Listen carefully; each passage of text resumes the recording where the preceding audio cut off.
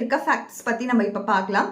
எல்லாருக்குமே ஒரு சந்தேகம் இருக்கும். ஏன் 9 கிரகங்கள் இருக்கு? ஏன் 27 நட்சத்திரங்கள் இருக்குது? அது 10 கிரகமா இருக்கலாமே, 30 நட்சத்திரமா இருக்கலாமே, ஆர் 12 நட்சத்திரமா இருக்கலாமே அப்படின்லாம் நிறைய பேருக்கு டவுட் இருக்கும். ஏன் இந்த குவான்டிட்டி இந்த குவான்டிட்டி இருக்கு அப்படின்னு நம்ம பார்த்தோம்னா, ஃபர்ஸ்ட் கிரகங்களை பத்தி பார்த்துடலாம்.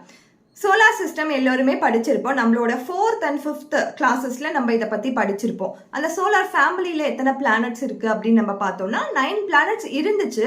இப்போ ரீசெண்ட் டைம்ஸ்ல அது 23 or 13 தெரியல. அப்போ வந்து ப்ளூட்டோ அப்படின்ற பிளானட்டை வந்து ஒமிட் பண்ணிட்டாங்க. பிகாஸ் சூரியனை விட்டு ரொம்ப டிஸ்டன்ஸ்ல இருக்கு. அது வந்து ரொம்ப போய் மறைஞ்சு போனதால, சூரியனோட ஒளி கிடைக்காததால அது மறைஞ்சு போச்சு அப்படின்னு சொல்லி அதை ஒமிட் பண்ணிட்டாங்க. பட் ப்ளூட்டோ அப்படின்ற விஷயம் பார்த்தீங்கன்னா எங்களை மாதிரி ஒரு 80s and 90s பிறந்தவங்கலாம் கண்டிப்பாக அதை பற்றி படிச்சிருப்போம்.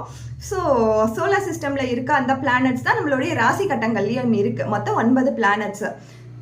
அதே மாதிரி எல்லாத்துக்கும் அந்த தன்மைகள் கொண்டது தான். எல்லா பிளானட்ஸும் ஒவ்வொரு தன்மை கொண்ட ஒரு பிளானட்ஸ், ஒவ்வொரு கேரக்டர்ஸ் இருக்கு. எல்லாத்துக்குமே தனிப்பட்ட கேரக்டர்ஸ் இருக்கு. தனிப்பட்ட நபரின் கேரக்டர்ஸை சொல்றதும் இந்த பிளானட்ஸ் தான். ஸோ இந்த பிளானட் அப்படின்றது ராசி கட்டத்தை பொறுத்த வரைக்கும் நம்ம கண்டிப்பாக அதை ஒமிட் பண்ண முடியாத ஒரு விஷயம். ராகு கேதுகளுக்கு மட்டும்தான் வீடுகள், ஆட்சி வீடுகள் கிடையாது. மற்றபடி எல்லாத்துக்குமே, எல்லா கிரகங்களுக்குமே ஆட்சி வீடுகள் இருக்குது, உச்ச வீடுகளும் இருக்கு.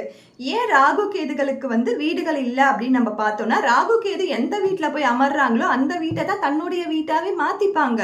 அந்த வீட்டில் இருக்க முதலாளியை தவிர்த்து விட்டுட்டு இவங்க போய் ஆட்சி பண்ண ஆரம்பிச்சிடுவாங்க. அதனால தான் அவங்களுக்குன்னு தனியான வீடுகள் இல்லை. சில பேர் வந்து விருச்சிகத்தை தான் ராசி வீடா, அதாவது ஆட்சி வீடா, ராகு கேதுகளும் ஆட்சி வீடா அப்படின்னு சொல்லியிருக்காங்க. பட் ட்ரெடிஷ்னல்ல வந்து அது கிடையாது.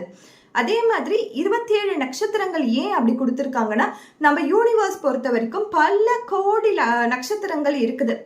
பல பெரிய பெரிய பிரம்மாண்டமான நட்சத்திரங்கள் இருக்கு. கண்ணுக்கு தெரிஞ்ச நட்சத்திரங்களே அவ்வளோ அதிகமாக இருக்கு. ஒரு நட்சத்திரத்தை பத்தி நம்ம படிக்கணும்னா லைட் இயர்ஸ் ஆகும். லைட் இயர்ஸ்னா இப்போ நம்ம பூமியில இருந்து ஒரு டார்ச் எடுத்து நம்ம வானத்தை நோக்கி அடிக்கிறோம், யூனிவர்ஸை நோக்கி அடிக்கிறோம்னா அந்த யூனிவர்ஸ்ல கடந்து போய் அந்த லைட் சேரத்துக்கே பல கோடி வருடங்கள் ஆகும் அப்படின்னு சொல்றாங்க. ஸோ அந்த அளவுக்கு பிரம்மாண்டமான ஒன்று யூனிவர்ஸ்.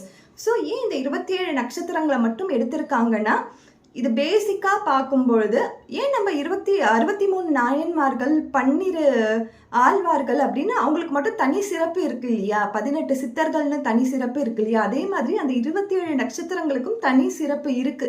அதனால மட்டும்தான் அந்த நட்சத்திரங்களை நம்மளுடைய ராசி கட்டத்தில் அடைவு பண்ணியிருக்காங்க.